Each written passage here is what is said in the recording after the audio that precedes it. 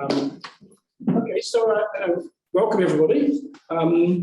This is the Economy 2030 keynote lecture, which we're going to have now.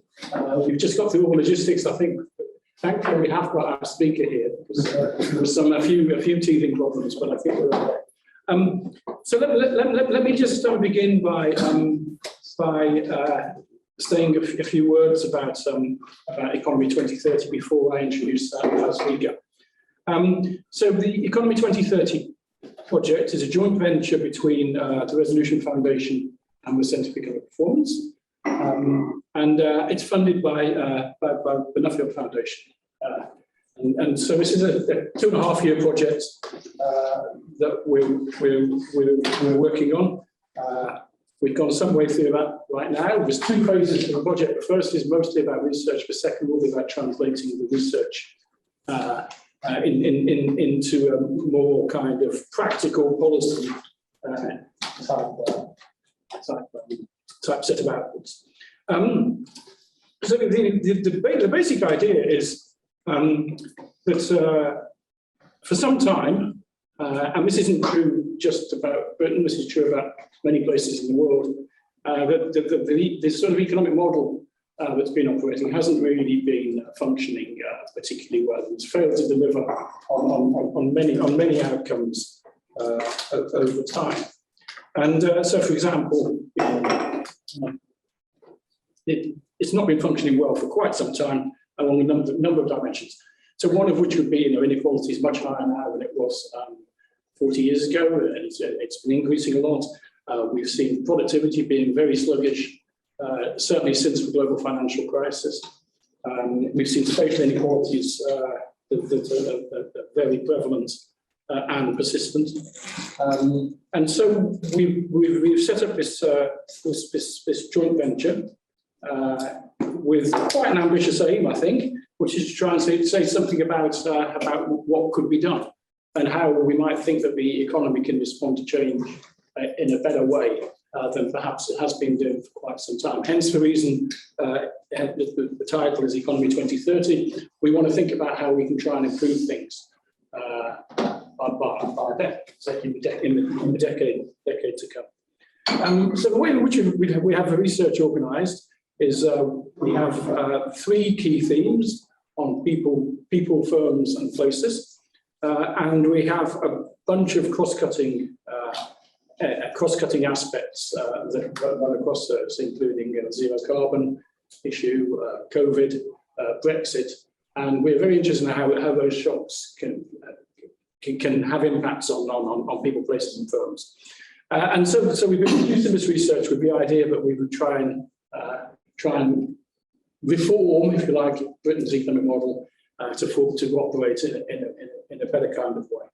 Okay, so we've been doing various research so far. We have now our first keynote talk, which is going to be given to us by Enrico Moretti, who is a professor at the University of California at Berkeley. He's one of the absolutely outstanding world researchers, certainly in labour economics, certainly in urban economics, perhaps even more broadly than that. He's produced a huge amount, and I'm sure practically everyone in the room has read something like Enrico at some point. He could actually talk to us about any of those areas. I think he could do a brilliant job on all of them, probably. But he's going to talk to us about some aspects of it today. It's obviously a very broad agenda we have. So I'd like to welcome Enrico. What we're going to do is we're going to talk for about 45 minutes, I think is the plan, and then we will be able to open up to a Q&A session after that. So for the online, just in terms of formalities, if the online participants would like to put any questions they have into the online Q&A, we'll be able to transmit them over to Enrico when we get to that point after the talk is finished. So I'd like to welcome Enrico and hand the stage over to him to give our keynote talk. Great, thank you so much for inviting me. Let me see if I can share my screen. Can you? Can you see my cursor too? That's good. Can we just move? Yeah, that's perfect. Okay. I thought that Gill's presentation and the discussion that followed was very interesting. It was certainly worth waking up at 4:30 a.m. And I would like to offer some further thoughts on the question of where cities are going. Gilles focused on both on demand and supply side factors. I'm going to mainly focus on the demand side. And I would like to discuss with you some important shifts that are affecting the labor market of industrialized countries with the specific focus on how these shifts affect local communities.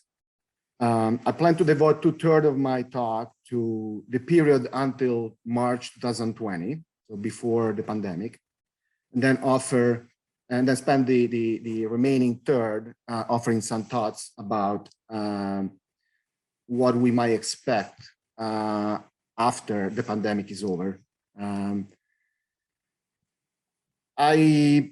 The findings that I'm going to refer to in this talk are coming from 6 papers of mine. 5 are based on US data and 1 includes European data, including the UK. So I hope you forgive me if a lot of the specific examples that I use are based on US cities, but I do think that the trends and the economic forces that I'm discussing apply to the UK as well. Probably one of the most important consequential changes over the last 50 years in the labor market of industrialized countries is the decline in manufacturing. Whether we're talking about the US or the UK or Italy or Japan or France or Germany, the share of employment in manufacturing is now 1/3 of what used to be. And the trend, the decline, the slope of the decline is quite similar across countries. The intercept might vary. So for example, Germany has a higher intercept, the US has slightly lower intercept, but the slope over time in the long run is quite similar and is driven mostly by automation of the workplace. As Jill mentioned, this had important localized effects on communities that used to be very strong in terms of manufacturing employment. Jill mentioned Detroit and Liverpool, and of course a French city. I'm going to add a German example and an Italian example, but the story is similar. These are communities that had a very strong presence in manufacturing employment, and labor demand essentially shifted away from these communities. And so, places like Detroit, that used to be some of the most prosperous cities in the US, are now examples of urban decays and urban trouble. Now, an important part of that decline, though, is not only the direct effect of losing manufacturing jobs, it's also the indirect effect on the rest of the local economy. When a factory shuts down, that community loses not only the employees of that factory, but loses labor demand for the local non-traded sector, which implies lower jobs in the local non-traded sector. And interestingly, when you count the job losses, those job losses are numerically even more painful than the direct effect of losing the manufacturing jobs. So I'm talking about the loss of construction jobs, retail jobs, restaurants, and also all the services that are ultimately in a community that are ultimately supported by labor demand in the traded sector. In this case, labor demand for manufacturing workers.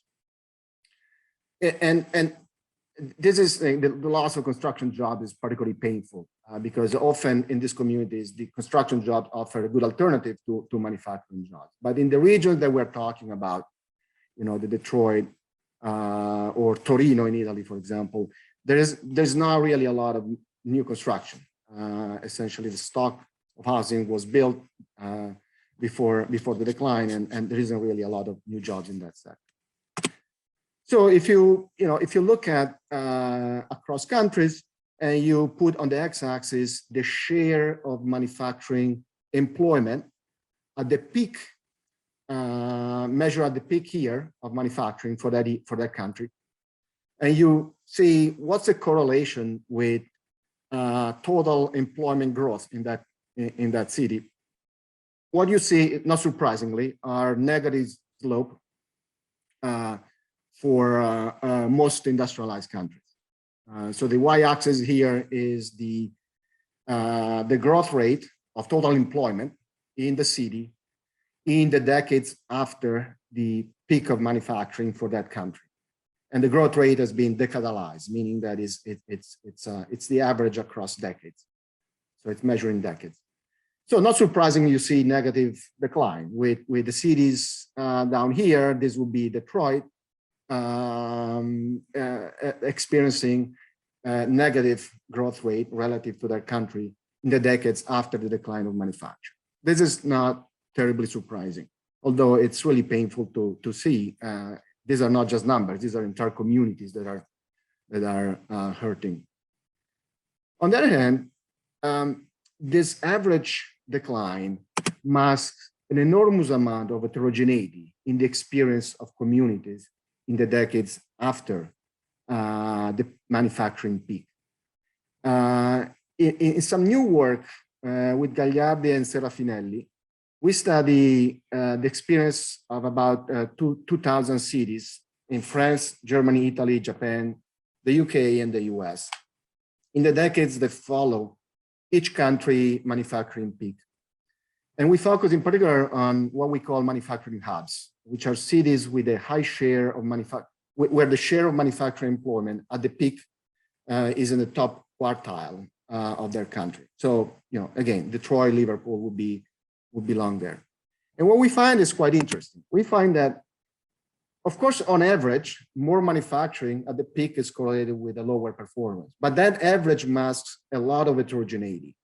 We find large differences across cities within each country in how total employment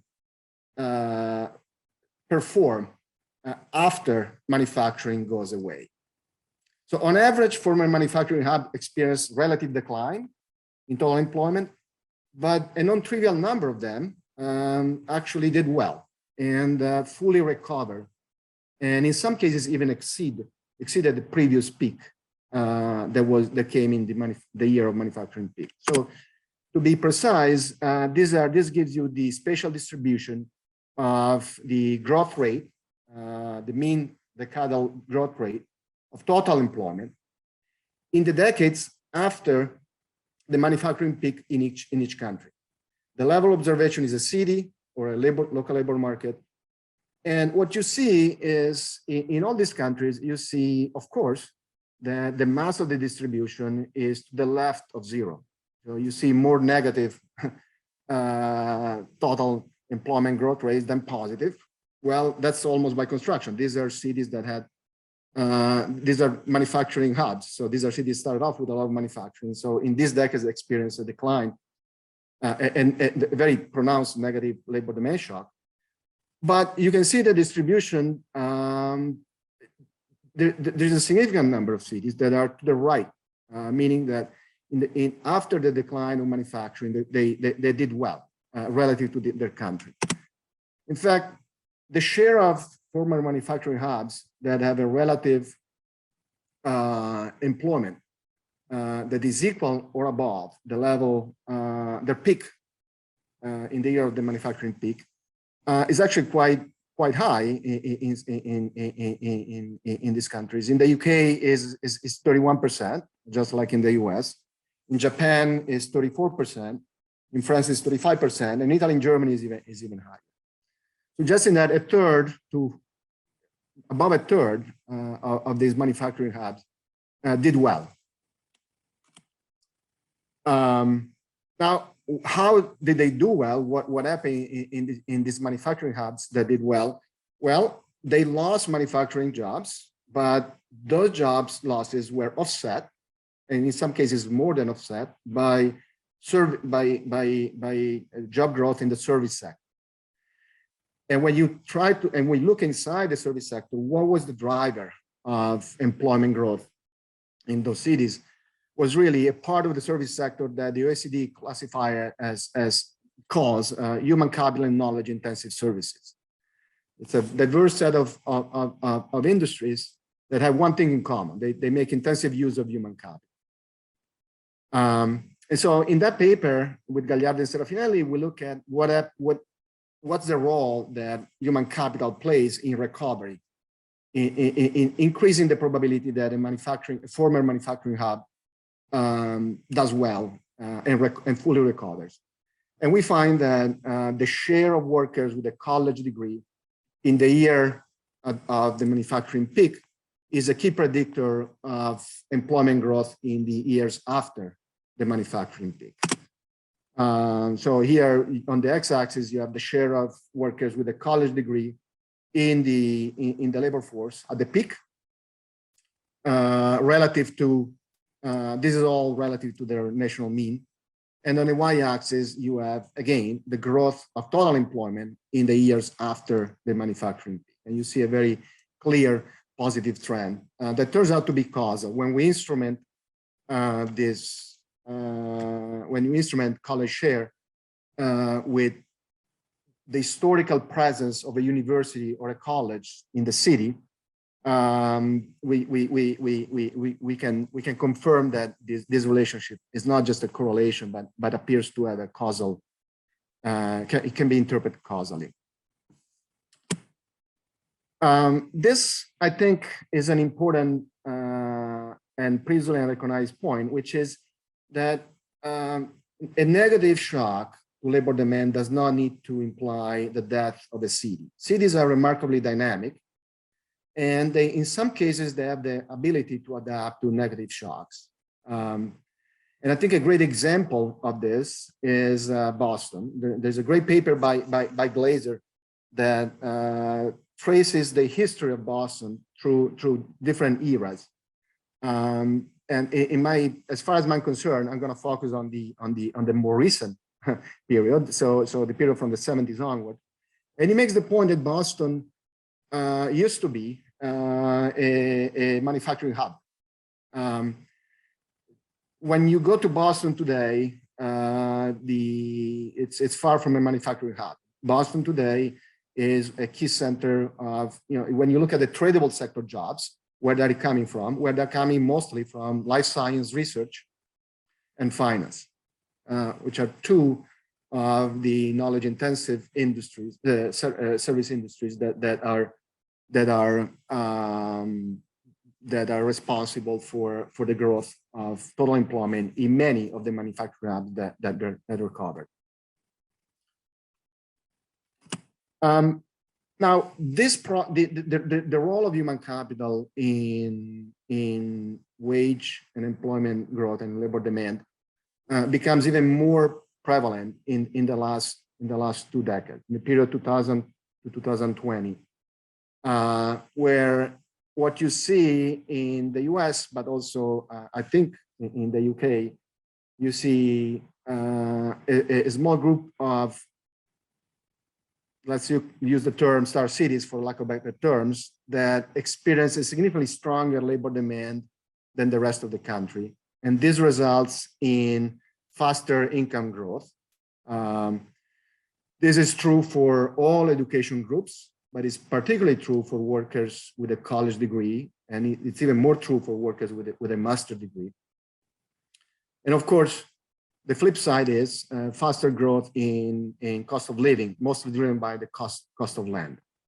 Gilles is absolutely right in saying that these cities are not necessarily cities that expand a lot in terms of population, but they expand in terms of wage bill because they expand because earnings and wages tend to grow. So some examples in the US are places like Washington, DC, Boston, San Francisco, New York, but also places that are not in coastal blue states, cities like Austin or Raleigh-Durham. They are quite different in terms of local culture and places and local amenities, but they have one thing in common. They have a very high share of college graduates in the labor force. So they have a share of college graduates that is above 40%. And for Washington, it's basically close to 50%. In these cities, the salaries of college graduates tend to be higher than the rest of the country, but also the salaries of high school graduates tend to be significantly higher than the rest of the country. And not only there are big differences, but also they've been growing much faster over time. This is the mean gains in earnings adjusted for worker characteristics, so adjusted for education as well as for demographics, since 1980 in the, let's call them the star cities in blue and the average city in red. And what you see is this growing divergence in economic fortunes. And really, there are two things that characterize the star cities, is the share of workers with a college degree or more, which tend to be above 40%, and then a strong presence of employers in the broadly defined innovation sector. Now, where is this labor demand coming from? I mean, it's coming from innovative employers, but what exactly how can those employers generate enough labor demand to raise earnings across the board for residents of those cities? One remarkable features of the economic geography of the US, but also the UK, as well as other industrialized countries, is the clustering of this human capital intensive industries in these cities. These cities already had a high share of innovative industries, but over the past 30 years, they've even increased their share. For example, here, I'm showing the share of inventors, patenters, in computer science, life science, and semiconductors in the top 10 metro area in each of these in each of these fields. And what you see is that that share was high in 1980, and now it's almost 70%, suggesting that 70% of the innovation that takes place in these fields, at least, is concentrated in 10 cities in the US. So this is a staggering amount of concentration that results in a staggering amount of labor demand in these cities. And ultimately, that's what explains the earnings and the wage growth of these cities. Now, these cities are also very expensive for employers. And there's always the question of why do firms in the tradable sector, firms that are making pharmaceutical firms or high-tech firms, why do they keep concentrating and clustering in these expensive in the cities where labor is more expensive than the rest of the country, and office space is even more expensive than the rest of the country? And part of the answer is that, especially in the innovation sector, you see productivity differences and measurable differences in the degree of innovation that the workers in the city can produce. So in some sense, workers cost more in these cities and office costs more, but ultimately they're more productive, especially in the innovation sector. And in some new work with John Gruber and Simon Johnson, we compare the productivity differences with the cost differences, and we find that even for the most expensive U.S. cities, even including San Francisco and Boston and New York, the productivity gains are still above the cost. Now, what's an example? But I keep talking about productivity and creativity. How do we know that people are more productive and creative? Gilles pointed out in his lecture that a lot of it is sorting. But there's also a causal effect of place. And in a recent paper, I studied the productivity advantages of large high-tech clusters by following the career history of 900,000 inventors that patent. And for each year, I measure how many patents these inventors create. And then I ask, how does the number of patents change when these inventors move from a small cluster to a large cluster? So for example, I'm following a computer scientist who moves from a small computer science cluster to Silicon Valley or to Boston or to Austin or Seattle. And what I find is that when these people move, you see a sudden and economically important increase in the number of patents that they produce, as well in the quality of the patents that they produce. This is a figure from that study that shows the dynamic response following a change in cluster for the same individual over time. So selection is important, but also this suggests that this is not selection. This is the same individual observed in a small cluster and in a larger cluster. And you see that in the years following the move, that person becomes significantly and economically statistically significantly and economically more productive. And these differences are economically meaningful. So if you just basically plot the size of a cluster measured by the number of scientists in a given city, in a given field, and the average productivity of those scientists, you find that there is a strong correlation. Now, there is a number of reasons for this productivity advantages of large cluster and large cities, and this is where a lot of work is focusing on, and we can discuss it I don't have time to go into every single mechanism, and we can discuss it if there are questions. But I think the key point here is the key implication of these agglomeration economies is the fact that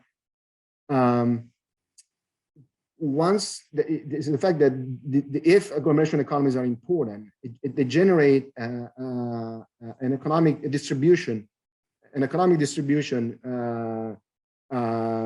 geographical distribution of jobs that is path dependent. So cities with a lot of these industries tend to attract more employers in those industries and more workers in those industries, and cities that don't have a lot of those sectors tend to struggle and have a hard time in jumpstarting this process. The implication is that it's difficult for local governments to engineer the creation of new innovation clusters in cities that don't have one. It's a tall order, and I think the agglomeration economies are a big part of why it's so difficult. Now, an important point that it's important to raise is how this affects workers who are not scientists and engineers, don't have a master's degree in mathematics, and are not working for a biotech or for a high-tech firm. How does labor demand for the less skilled workers depend on the growth in these industries?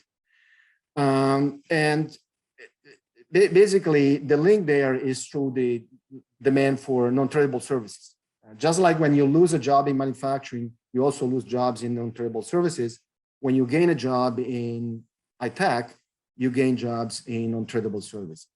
So for example, when Google hires one additional software engineer in its headquarters in Mountain View, that income gets spent on non-tradable industries. And that means more jobs for construction workers and Uber drivers and doctors and architects and real estate agents and so on. This effect is quite large and is a key reason for why this innovation cluster experience strong labor demand. It's not just that everybody works in high tech in Silicon Valley. In fact, when you measure number of jobs in Silicon Valley, we're talking about a fifth of the jobs, about 20% of the jobs are in high tech. But the rest of the jobs in the local economy increases, the demand for those jobs increases with the wealth that tech brings in, tech being the main tradable industry in that economy. And in one of my papers, I estimate that this multiplier effect is large. For each job in the tech sector, or the broadly defined innovation sector, 4 to 5 additional local service jobs are created in the same metro area in the long run. So for example, Google in the Mountain View headquarters has 15,000 employees. Well, by my estimate, that account for 60 to 75,000 jobs in local services for people whose skills are quite far from high-tech skills. So one implication is that quantitatively, when you count jobs, the most important impact that a firm like Google has on the local labor market is not in high-tech, but is outside tech. And I think this is a key reason for why this type of cities has been prospering in terms of, at least in terms of labor demand and wage and earnings.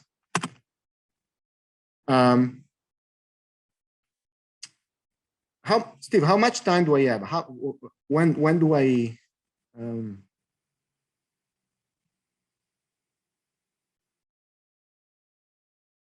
I can't hear you, but I'll keep going until you stop me. But I cannot hear the audience. No, we've just unmuted. The whole room was muted, but we've just unmuted. I think you've got Okay. at least another 10 minutes. Okay. So is that okay? Yeah, that sounds great.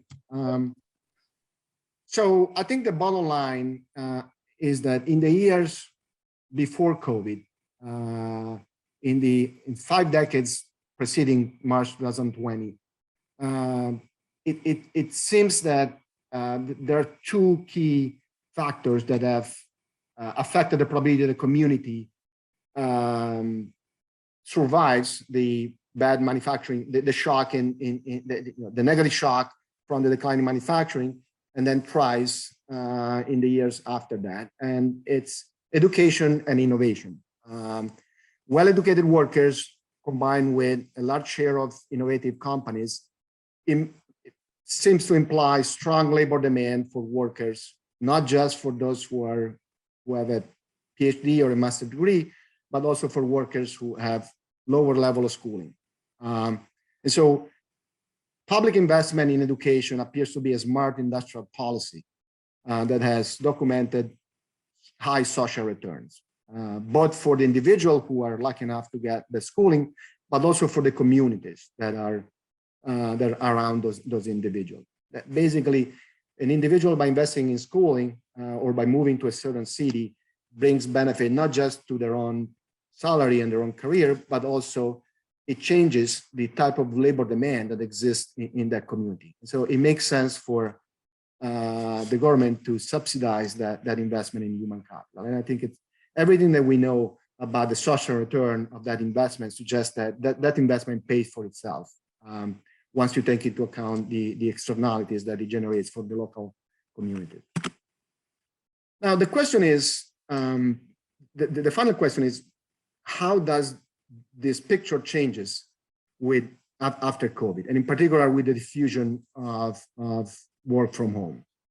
What's the future of these high-cost cities in a world where work from home becomes widespread? And I thought that the discussion earlier was quite insightful. There's no question that in the short run, the picture for high-cost cities, and especially for the central business district, is not too bright. These are data from a security company called Castle System that measure the swipes in the buildings in central business districts in all US cities, or in many US cities. And so they compare the number of swipes in February 2022 with February 2020, so the month before COVID, in the cities. And you see that essentially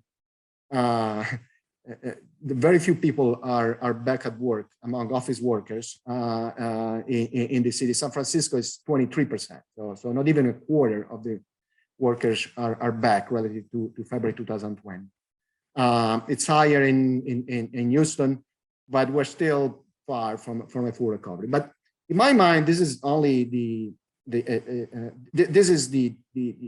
more interesting question is what's going to happen after all these variants are over, after COVID is over, and after we feel safe around each other, after the health emergency is finished. And I think it's really important to distinguish, to separate short-run adjustment from long-run adjustment. There's a lot of media hype about the death of cities and the death of downtowns, and I think it's useful to put that in perspective. One thing is the direct effect of lockdowns. One thing is the long run, the new long run equilibrium.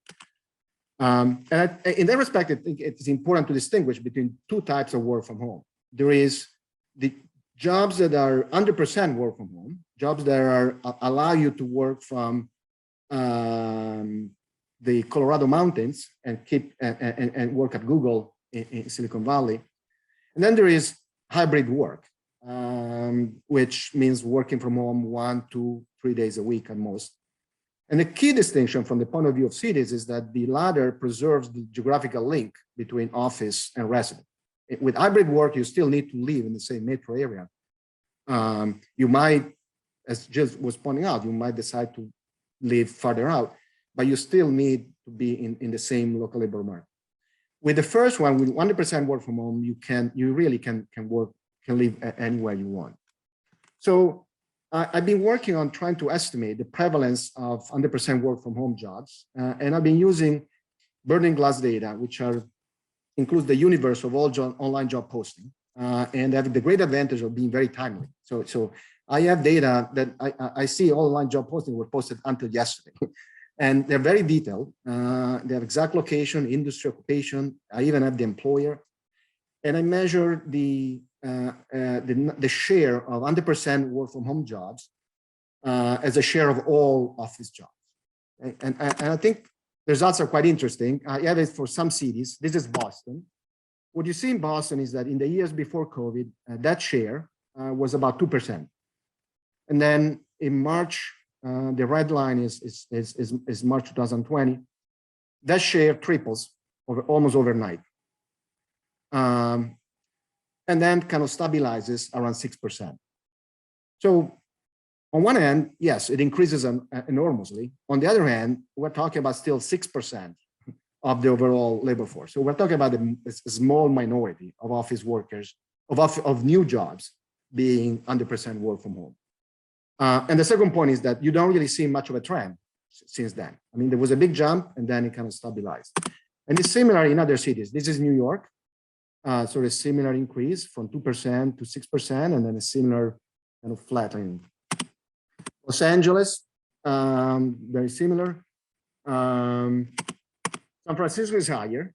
Tech, for some tech occupations seem to be easy to move 100% work from home.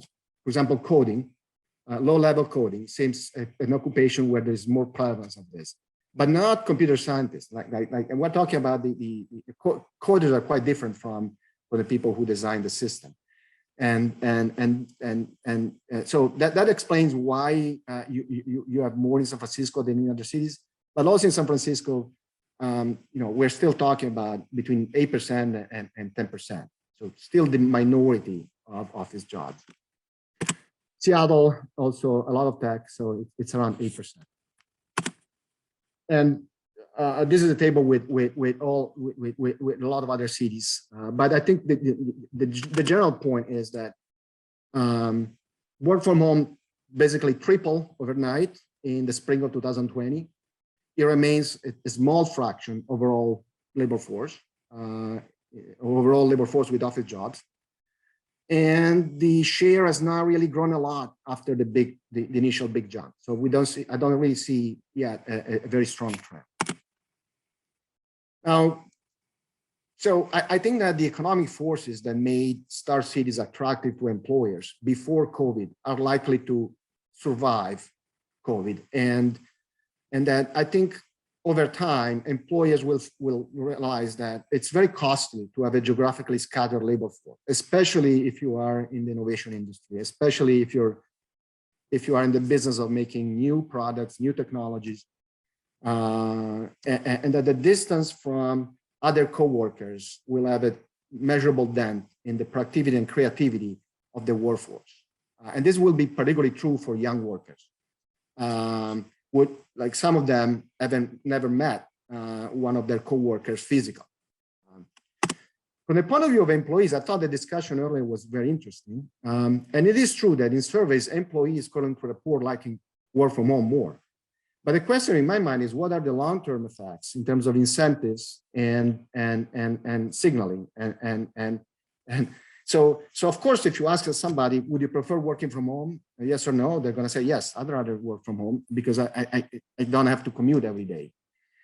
But the question is, the better question is, what are you willing to give up if you work from home in terms of career progression? Let's say that some employees in your office show up every day at work and others don't show up. And let's say that there are some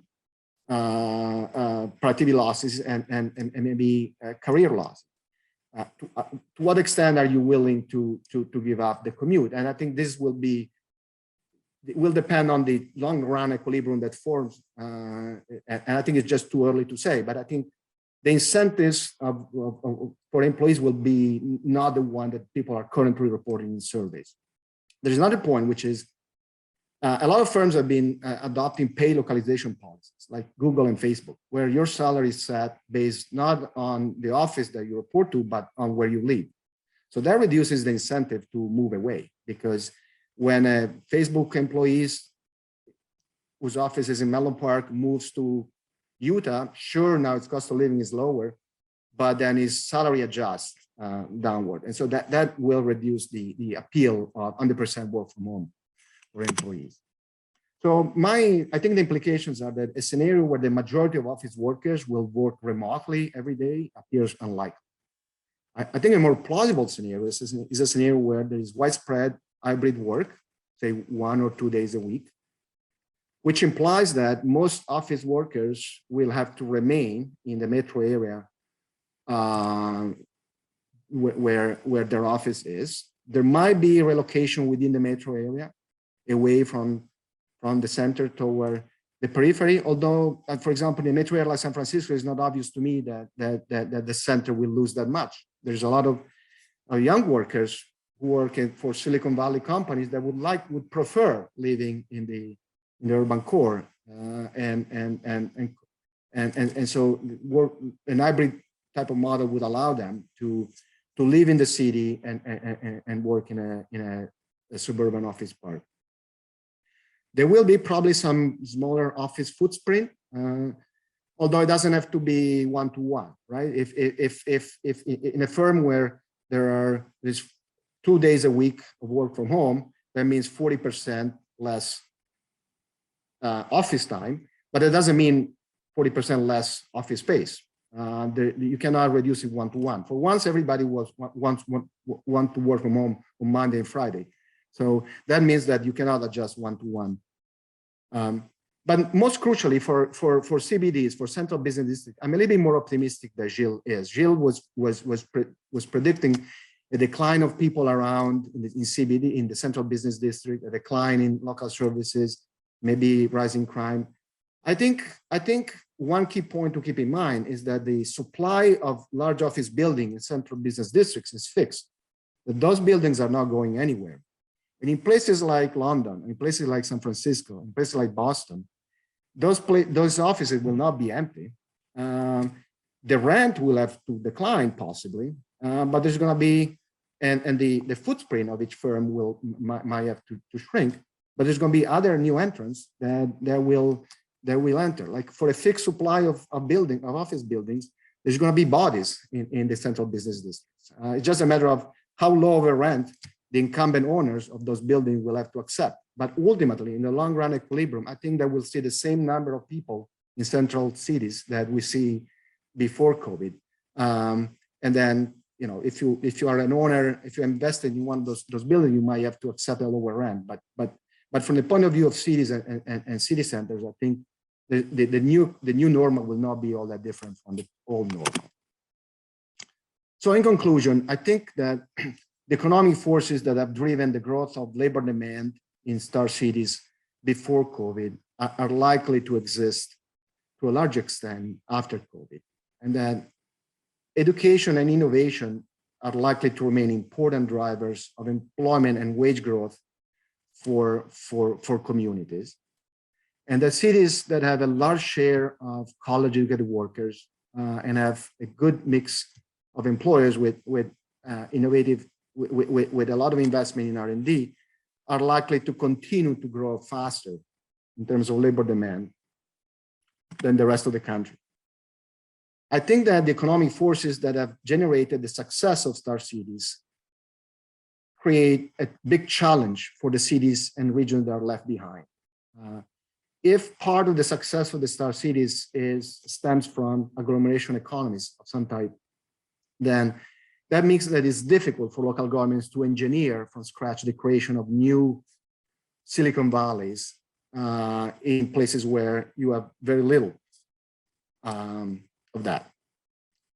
When you look at the history, at least in the US, but I think it applies to Europe as well, of a successful innovation cluster, whether it's still large ones like Seattle or Silicon Valley or small one, there's no example in the US where the success, the creation of a new the cluster stems from explicitly from a direct policy on the part of a local government that decides we're going to create here the new Silicon Valley. There are some. That doesn't mean that there is no role for economic policy, for sure, but it means that it's a tall order. It's not an easy. There's not like an easy cookbook for a mayor that says if you only do A, B, C, you're going to have the next Silicon Valley. I think that everything that we know about investment in public education suggests that that's a form of industrial policy that has documented high social return, both for individuals and for community, and that the social returns tend to exceed the cost of the investment. And so this is an investment that pays for itself. It doesn't necessarily mean that if you invest in local education, you're going to get the next Silicon Valley. I think it's a much more complicated process of economic development, but it does mean that you create the conditions for that increase the probability of having one of those successful innovation cluster in the future. I think I'm run out of my time, so I'm happy to answer any question or comment that people might have.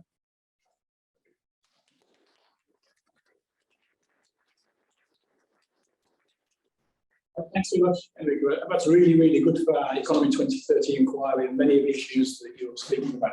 I should also say we appreciate you getting up so early on the West Coast as well. I should have mentioned that at the start. Anyway, so in terms of the Q&A, we've got people in the room here in the audience, and we've got people online. So can anybody online who wants to ask any questions, can you please post them in the Q&A on Zoom? And maybe we'll go to the audience first, and then we'll go to some questions as we can accumulate some questions online as well. So who'd like to begin? Okay. When you say that the demand for office space will perhaps decrease, does this actually mean that the amount of residential accommodation in cities will in fact increase? Therefore, more people will actually be living in cities, and even though they're not going to the office all the time. I couldn't hear too well. Do you mind repeating the first part of your question? The third part was, if people are not going into the office and say there's hot desking, and the amount of office space required is reduced, that will be turned over to residential accommodation, and people may increasingly live in cities. Sure. What I meant was that I think what you say is absolutely right. I think that there is a possibility of transforming some building from office to other uses.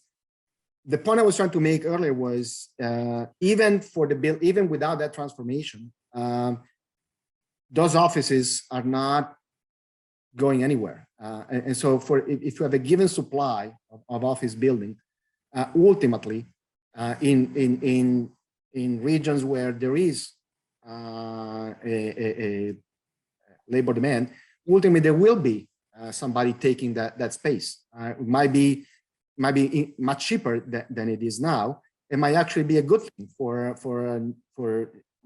young startups that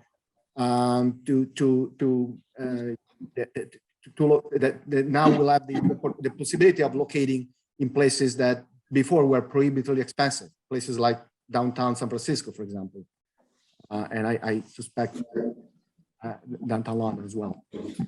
There's also the possibility of then transforming, but even without transforming those buildings, I think I would be less pessimistic about the future of central business districts than others.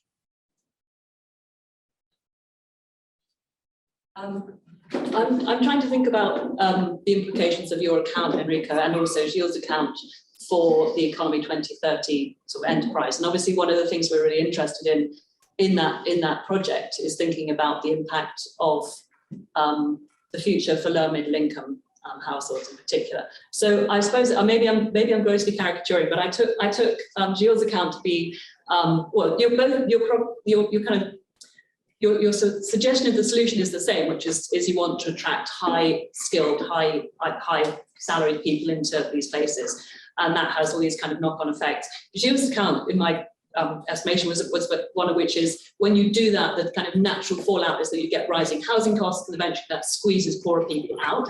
Your account seems a bit more positive, and I was particularly struck by your table, which showed the various American cities with the salaries for the graduates, but also the salaries for the high school students.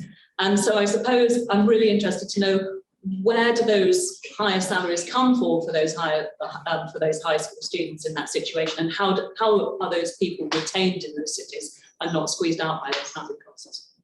Yeah, well, that's a crucial question, and I don't disagree with Jill that this is like the issue of affordability is really important. I think the issue of affordability. So like, what happens to real salaries after you take into account cost of living? It's really a very important question. I've been doing some work with Rebecca Diamond recently on measuring exactly that question for in US cities, and I think here is another example of I think the UK landscape is quite similar in the sense that places like London or Oxford are incredibly expensive. You might have that type of labor demand, but also a lot of it is eroded by high costs. Ultimately, though, I see that cost of living as a policy decision on the part of local government. The places that are very expensive, at least in the US, are places that have explicitly decided to limit housing supply within their jurisdiction. And you know, the extreme example is, of course, where I live, it's San Francisco. But I think Boston is not that different. Seattle is a little bit better. But ultimately, it's explicit choice on the part of local government in not building enough. So it's a way essentially to move some of the wealth that is created in the labor market away from workers to incumbent landowners who are lucky enough to have bought before the increasing demand and earnings. And so I see that as an important lever of policy for local governments in trying to make expensive city more affordable, especially for lower income workers. There are two reasons why cost of living is high cost of living in expensive cities is particularly regressive. One is that more low income households tend to be renters than owners. The second one is that the share that is spent on housing is higher for lower income families compared to higher income families. So that means that expensive cities are particularly expensive for low-income families, and that has really important consequences for equity. Okay, Tim. Enrico, I was really struck, as many of us were, by your data on how much more productive inventors are causally. And I wondered whether it was a cross-section you showed us, whether there's any time series evidence on that. If we did it 10 years ago or 20 years ago, does it look the same? What I'm wondering about is whether modern ICT is making this better or worse. I'm listening to you from many time zones away. That's a benefit to me. It may be a benefit to you. Maybe this helps reduce the steepness of that curve. But maybe it also makes me think, wow, I learned a lot from Enrico. Think how much more I could learn if I moved to where he was. So it isn't clear to me whether this sort of stuff leads to either dispersion or to concentration when people realize just how great cities are, or just how great the people who disproportionately live in these star cities are. And that's why I wondered if you had any time series data on this. Yeah, that's a good point. I don't have the data that I show you were an average. It included all the inventors from 1978 to 2009. And so it's an average in that period. I never divided it by period, nor I've done, somebody could have showed the analysis for the, from the year since 2009 and see if there is any difference. I think you're raising potentially, it's a good point, and I think time will tell whether the diffusion of Zoom has any effect on those productivity gains of large cities. The one thing that I would point out, though, is that firms had very good video conferencing facility well before Zoom, and that I remember visiting Cadence, which is a large software company in San Jose, and they, I was talking with them, and I asked them, where are your workers? They said, well, we have half of the workers are in Bangalore and the other half in San Jose. And I asked them, what's the wage difference? Well, 2 to 1. And then I asked them, well, why don't you set up video conference facilities and you move more people to Bangalore, given that it's so much cheaper? And they showed me their video conference facility. This was like 2009. Their video conference facility in 2009 were 10 times better than the Zoom link that we have now. Like it felt like being in Bangalore. But they said, they said there is nothing like having the engineers physically in the same room in front of the whiteboard with the client in the room discussing a new product, a new technology. It was still worth the wage, the cost difference to have those people in San Jose. And so the point I'm trying to make is that Zoom was an important change, but I think it is not like a completely new technology, and it's not like firms didn't have that possibility of connecting. And so I'm not sure that Zoom per se will have changed so dramatically the productivity gains that I uncovered, although future work should definitely test your hypothesis. Okay, great. So we're going to try and go online now. So one of our speakers from earlier, Gilles Duranton. I think, Gilles, you can unmute yourself and it should work, but let's see if the technology will. Does that work? Can you hear me? Yes. Okay. Well, great talk, Enrico. I'm starting to worry about groupthink here because we are coming to very, very similar conclusions. Actually, on the independently, though. Independently, I think it's independently. On COVID, actually, I fully agree with the short run, long run distinctions. I think I tried to make it. I probably wasn't fully clear. I mean, there are still two issues. I mean, there's still this stock of office is not going anywhere, but the number of workers in the short run is also fixed. And if only 2/3 of them shows up, there'll be a third that's going to be left. So New York will probably do great. I may worry a little bit more about St. Louis or places like this. The other thing is talking to people in the industry. Reorganizing office space is complicated. You have those leases that come every 5 years. Typically, redoing a floor it costs about as much as the wage bill of the people that work on that floor for a year. So it's pretty significant money. So it's going to happen, but it may take a while. Subleasing market is a bit complicated and not very efficient. But I think we fully agree on the big picture. Education, I'm also fully on board with you with what I've noted living in the US. There are some cultural reluctances towards education in some parts of the country, which I find very alarming. There's the usual concern about outward flows, but again, we've talked about reduced migration, so it may be less of a concern today. And personally, I share a lot of your pessimism about what governments can do. And some of it has to go down at some point to remedial transfers that we need to design smartly in order not to make things worse. But to me, that's also part of the solution. We'll need to transfer because I'm not seeing very much in terms of solutions. Thank you. Thank you. Okay, great.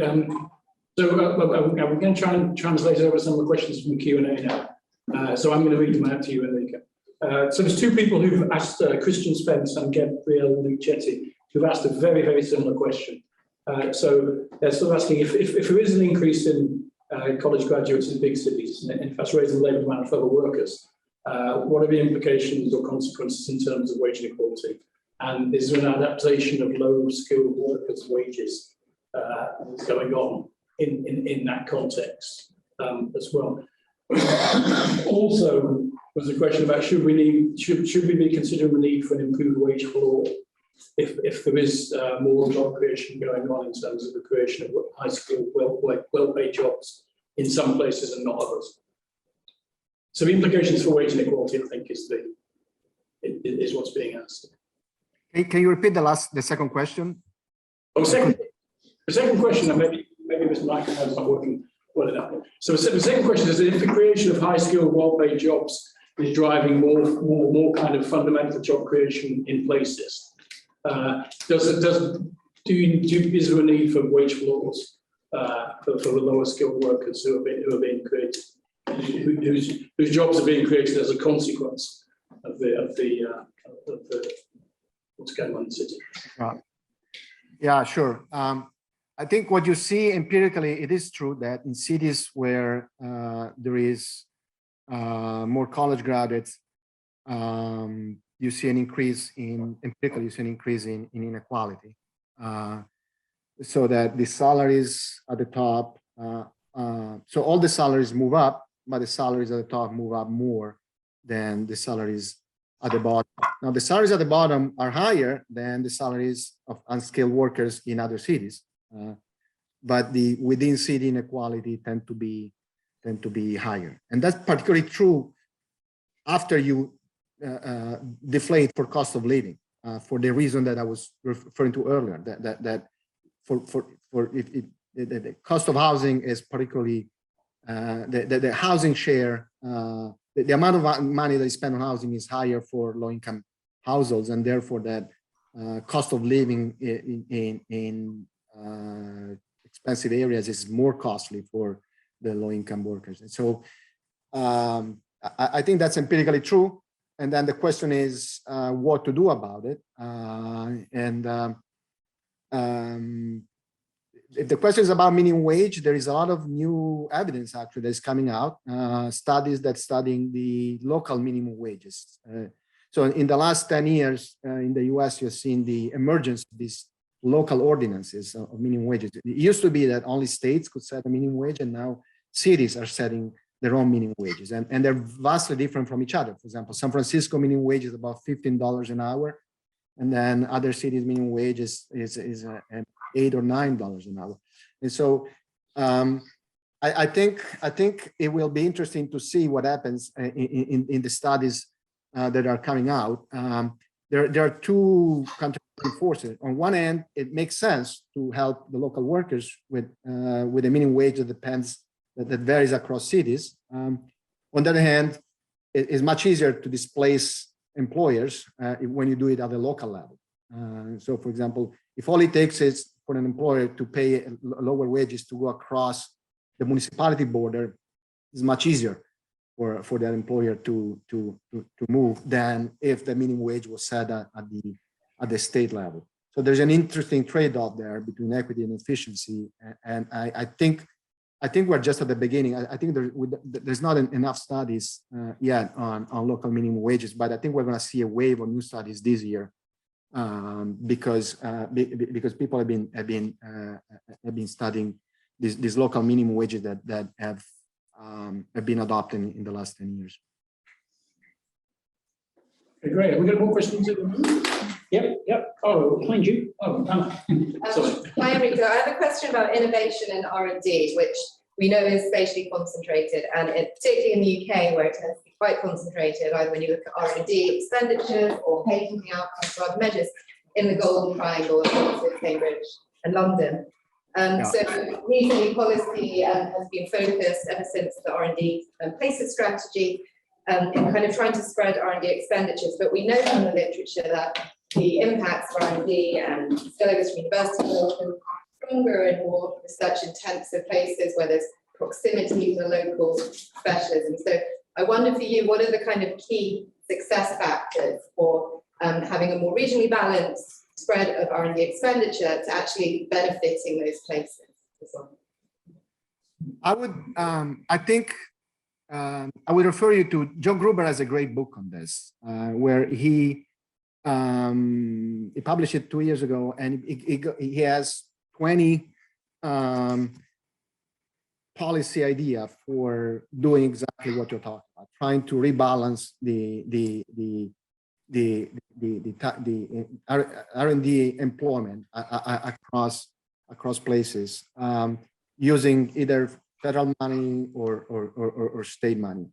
And he has a lot of creative idea. I think the overarching point that he makes is that he's talking about the US, but I think it applies to the UK as well. It's probably too tall of an order to spend that money to try to bring Silicon Valley to Detroit. But so there are some communities that he sees as inframarginal, that you can't really, that spending money on might be hard to, but there might be marginal communities that with enough, with smart policy making, you can shift from, you can help in accelerating a transition toward a more modern industry mix. And his example for the US is Rochester, New York, which used to be a very thriving tech capital and then decline due to the disappearance of Kodak, its main employer. So places where there is enough human capital, maybe not 40% of the workers have a college degree, but there's enough human capital, and the industry mix is close enough that public investment can shift that community from being marginally not successful to be more successful. And I think it's a good insight, which would mean that for the UK would mean focusing on places that are not the most troubled places, but places that are more in the middle, in between Oxford, Cambridge, and London, and the poorest community. Which doesn't mean that there's nothing to do about them. I mean, but it's a different set of policies, maybe a set of policy intervention that don't focus on necessarily on innovation and R&D. Thank you. I'm sat quite far from the microphone, so I'm shouting almost. I hope you can hear me. Good, thank you. I was interested in if you had any views on how big countries are in terms of their space. So I just looked on Google Maps. The distance from LA to Las Vegas is about the same as the distance from London to Newcastle. So is Britain just too small to have lots of globally competitive cities? I think the government put out in a white paper recently that they wanted to have 10 globally competitive cities in the UK. And I just wonder whether really, if we did improve the education of all of the young people in the north of England, whether because London is still just really quite close, they might still move to London and we just have one mega city. Interesting. I haven't read, I know that the Leveling Up initiative has been being heavily discussed in the UK, but I don't have enough detailed information to comment on the specifics of the proposal. I don't think that country size per se is a crucial factor, how you define a local labor market, depends on where people live and where people work. And so in the London area, it would be enormous, but there is plenty of local labor markets in the UK. So I don't think that's the key binding factor in my mind. Again, I don't know whether creating 10. Yeah, that's okay. Yeah. that seems a tall order. Even creating 1 or 2 seems tall order for the reason that we discussed, let alone 10. But I don't think it's a matter of there aren't too many. There are enough cities in the UK to start with. The question is like how many cities are on the margin? How many cities can be with some push on the part of policy can be pushed in that direction, and how many cities are just inframarginal? Thank you. Okay, so sort of related, but a bit different. But Daniel Stern in the chat has a question. Your data clearly shows the importance of attracting high-skilled workers. Are you aware of any policies that work in attracting high-skilled workers to a declining city? Well, there's a lot of, no, I'm not aware of systematic studies that do that. There is recently with COVID, a lot of cities in the US have started offering, a lot of declining cities in the US have started offering mobility bonuses, like $10,000 to move to, Rust Belt community. They don't condition on your skill, but they're targeted toward people who can work online. It would be interesting in the coming years to see what these policies accomplish. I'm skeptical that you can move a large number of people, and you can create new economic activity with those type of bonuses. But it's something that has received a lot of media attention here, and so. But the short answer to your question is I don't think there is a lot of studies that on policies that move highly skilled workers to struggling cities and how that affects their later trajectory. Our study of the resilience and recovery after manufacturing was based on the existing human capital stock. So the share of college workers at the end, at the peak of manufacturing. So that seems to be a causal important factors in predicting recovery, but we don't know whether a policy to shift those workers and to places that are struggling and engineer recover. That's a much taller order, and I'm not aware of any study on that. Okay, and another one from the Q&A from an anonymous attendee. I'm going to quote it. You said there were a few examples of new Silicon Valleys consciously created by local government policy. Are there any? Question mark. Pittsburgh? Question mark. Austin? Question mark. How about Lisbon as a European example? Can you repeat the cities again? Yeah, are there any? Question mark. Pittsburgh? Question mark. Austin? Question mark. How about Lisbon for a European example? Well, if I heard you correctly, Pittsburgh. You say Pittsburgh, Austin, Lisbon, and Lisbon. as a European example. So Austin is a great success story. It's probably one of the biggest success story among U.S. communities in the U.S. Austin wasn't much of anything really until the mid '80s, and now it's a global center of tech. It's one of the biggest centers for tech workers and tech investment. And it's one of the fastest growing metro areas in the US. But it's certainly not a success story on the part of local policies. It's hard to trace the exact birth of the tech cluster in Austin, but most people pointed to Dell, Michael Dell, starting Dell Computer in his dorm at UT Austin, and that being the seed around which a lot of the tech industry in Austin was generated. I'm not aware of any policy that the state of Texas or the city of Austin created. Pittsburgh, it's former manufacturing town that has fared much better than the rest of the Rust Belt. A lot of people point to the university and to the medical school, as well as to their engineering department at the University of Pittsburgh. Again, I think it's really the story that we're trying to describe in our paper on resilience and recovery of manufacturing, former manufacturing hubs. I think again, Pittsburgh was lucky. They had a good human capital base and they recover faster. I'm not sure about Lisbon. I don't know enough about the tech industry in Lisbon, and in fact I wasn't really aware that it was a major tech center. But I think that maybe Raleigh-Durham can be one counterexample. Raleigh-Durham, there is a research triangle and there's a strong agglomeration of life science companies there. The research triangle was created in the 50s, and in some sense, it is a foreign policy, but it wasn't really a major.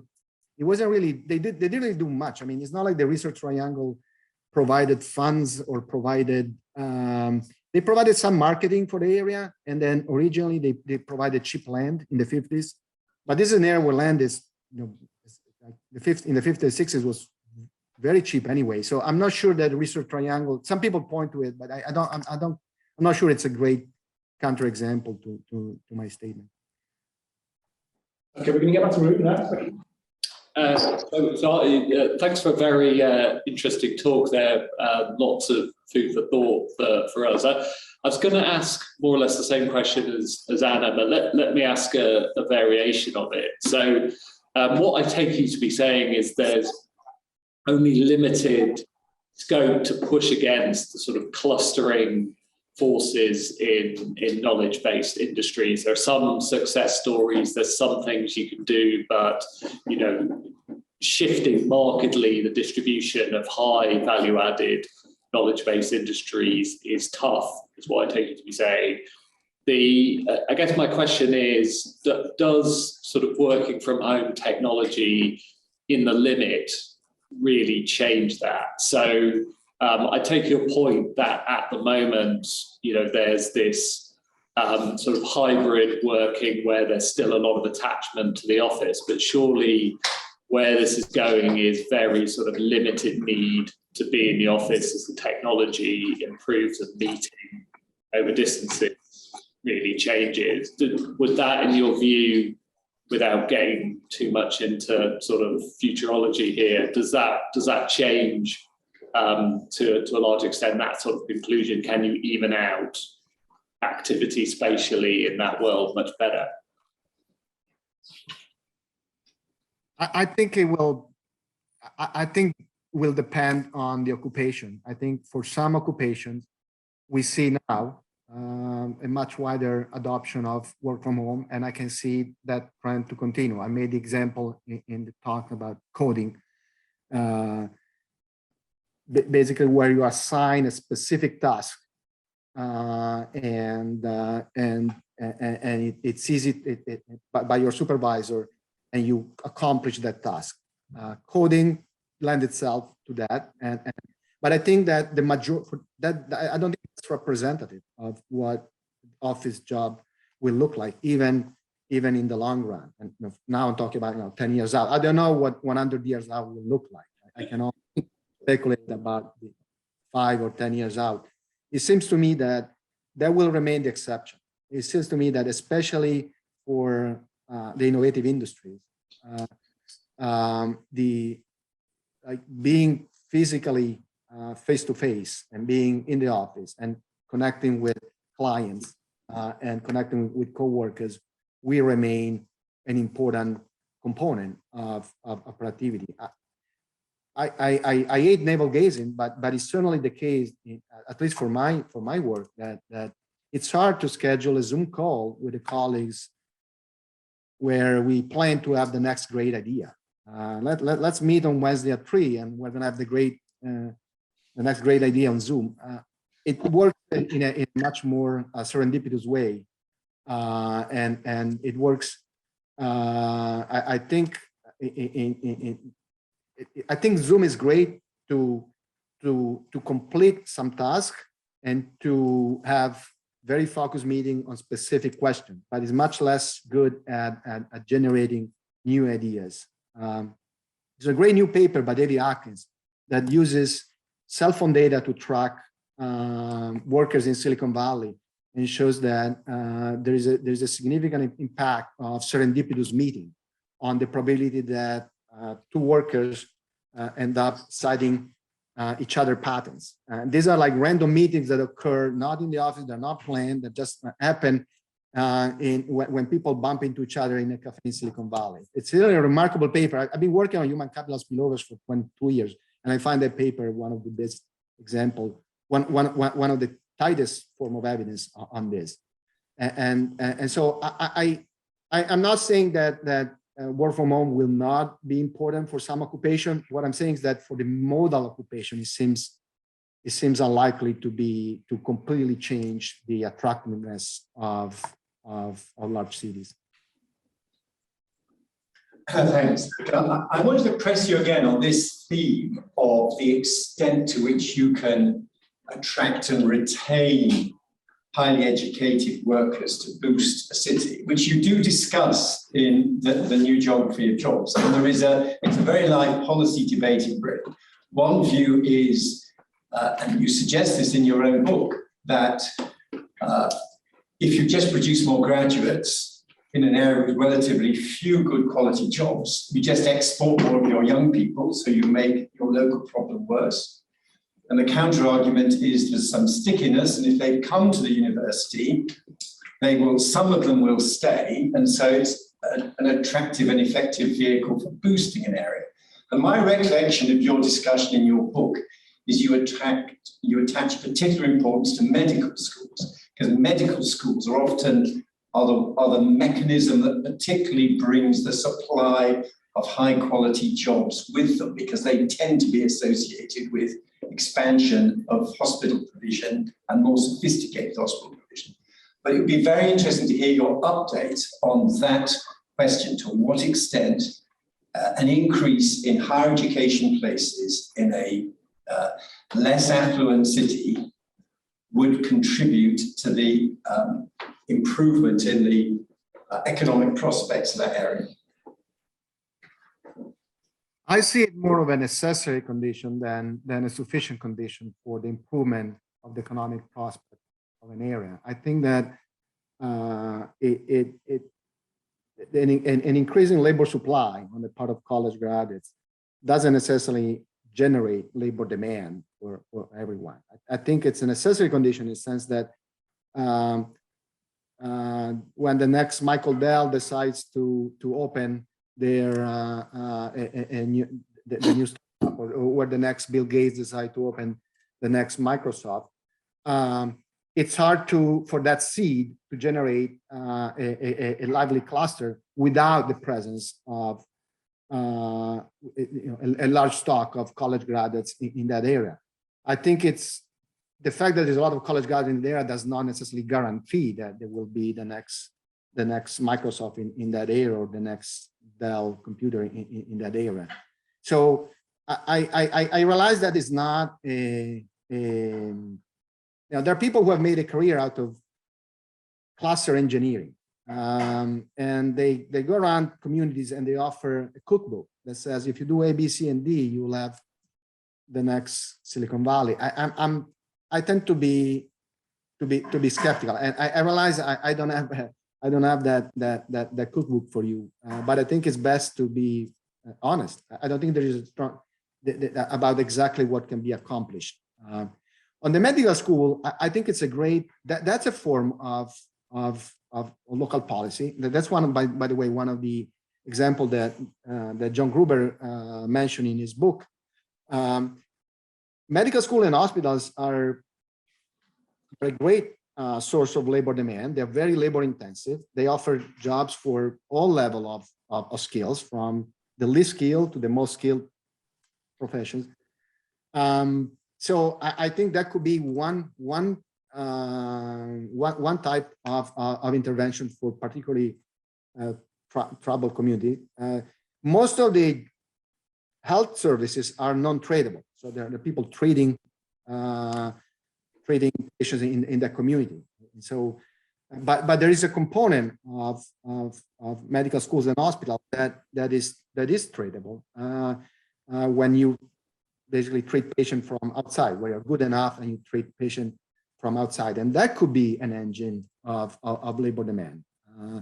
I never saw. I actually always wanted to do a study of the effect of medical schools and large hospitals on isolated communities and the effect on wages and employment. I never done it so far, not because it's not an interesting question, but I never had the time. But I think it would be very. It's a potentially a very interesting policy lever for some communities. Okay, great. Thanks, Enrico. We'll come to the end now. So thanks for brilliant talk and discussion. So I'd like to thank the audience as well, and I think we should all thank Enrico. Hopefully we'll see you in person soon, so that would be great. Yes, that'd be nice. I think that's going to happen. But anyway, we thank you for the brilliant talk.